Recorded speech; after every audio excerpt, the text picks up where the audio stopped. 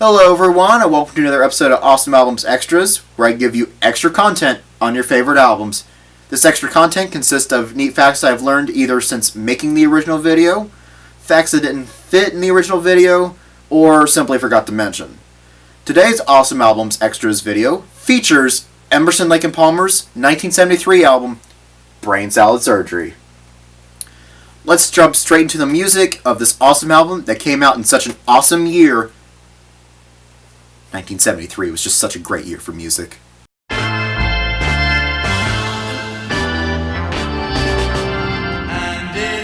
wanted to talk a little bit more about William Blake's poems, which were used as the lyrics. And Did Those Feet in Ancient Time was the preface to Milton a Poem, which is one of a collection of writings known as the Prophetic Books. The date of 1804 on the title page is probably when the plates were begun, but the poem was printed circa 1808. Today it is best known as the Anthem Jerusalem, with the music by Sir Hubert Parry in 1916.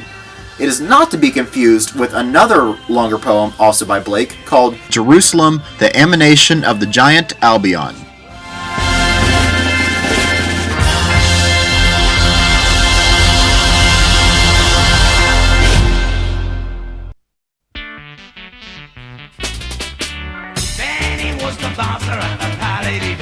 This track shows just how talented a well-rounded musician Keith Emerson was back in his prime.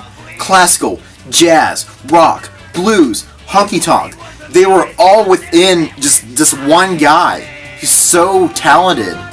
And this track is such a sharp difference to what you just heard in Jerusalem. And alternatively, it was done with one piano being straight and another piano being overdubbed that was put through a flanger. The same line was done on both pianos, but one of them was slightly out of tune because of the flanger. They used a polyphonic moog. It could have been done on a traditional keyboard, but it would have gone in a different way. It was right for that instrument, and it was right every time they played it.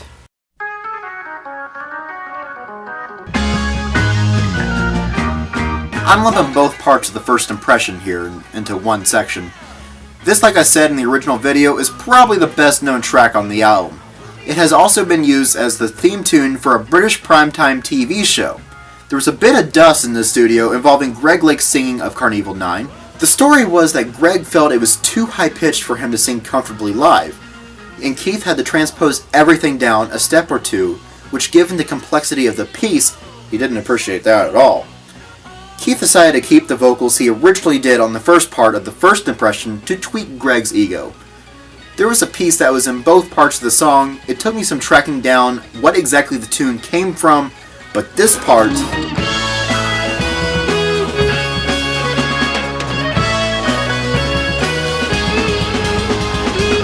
sounds like it probably came from Georges Bizet, Les Toreadors, overture from Carmen Suite No. 1.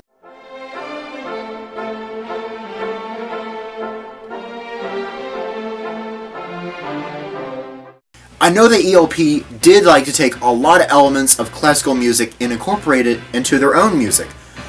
Although I guess Toccata would have been the perfect example of that.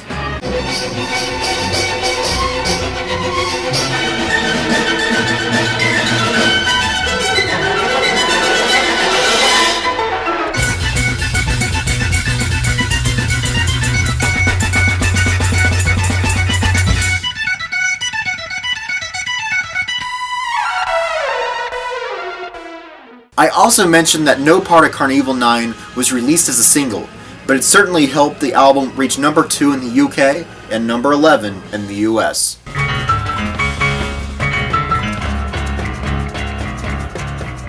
Keith Emerson said that the Caribbean,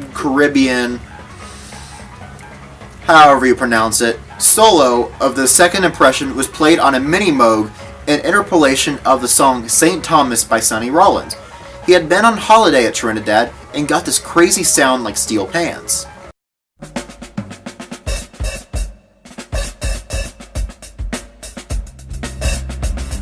The song with a really long name, I think I'll just call it Apple Blossoms of Your Mind. Too long, Apple Blossoms. That'll do. This is the B-side to Jerusalem. Random fun fact on the song.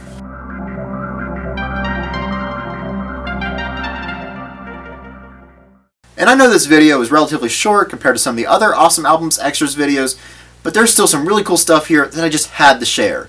And if you want more Emerson, Lake and Palmer, you have to check out the original video where I talk about all the songs in a lot more detail, and I talk about this really neat album cover. I mean, just look at this. Isn't that awesome? Alright, I'm going to let you guys go, but definitely check out the original video and check out the original album for this. This has been Awesome Andrew reminding you that Emerson, Lake and Palmer's album, Brain Salad Surgery, is an awesome album, and I'll see you guys next time.